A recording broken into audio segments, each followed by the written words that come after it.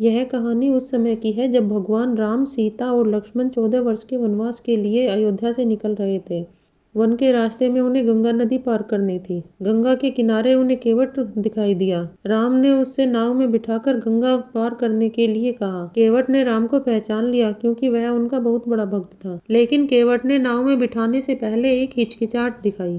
उसने श्री राम से कहा कि हे प्रभु, मैंने सुना है कि आपके चरणों की धूल में ऐसी शक्ति है जो पत्थर को नारी बना देती है। मेरी तो यह लकड़ी की नाव है जो मेरी रोजी रोटी का साधन है। यदि आपके चरणों की धूली से यह नारी बन गई तो मेरे परिवार का पालन पोषण कैसे होगा। यह सुनकर राम जी मुस्कुराए। सीता जी ने अपनी अंगूठी उतारकर राम जी को देते हुए कहा कि ये केवट को दे दीजिए, लेकिन केवट ने अंगूठी लेने से इनकार कर दिया। केवट कहने लगा कि मैं आपसे मजदूरी नहीं लूंगा। फिर केवट ने राम के चरणों को धोने की इच्छा प्रकट की। उसने कहा कि वह पहले उनके चरणों को धोएगा ताकि धूल का प्रभाव उसकी नाव पर न पड़े। वास्तव में यह केवट का भगवान राम के चरणों का स्पर्श पाने का एक बहाना था। श्री राम ने केवट की भक्ति और प्रेम देखकर उसे अपने चरण धोने की अनुमति दे दी। केवट ने बड़े प्रेम से राम जी के चरणों को धोया और फिर सीता माता और लक्ष्मण सहित श्री राम जी को नाव में बिठाकर पार कराया। इस कहानी से भगवान राम की करुणा, केवट की अटूट भक्ति और निस्वार्थ प्रेम का पता चलता है। यह कहानी हमें सिखाती है कि सच्ची भक्ति में कोई दिखावा या स्वार्थ नहीं होता। आपको यह कहानी कैसी लगी, यह कमेंट बॉक्स में लिखकर बताइए।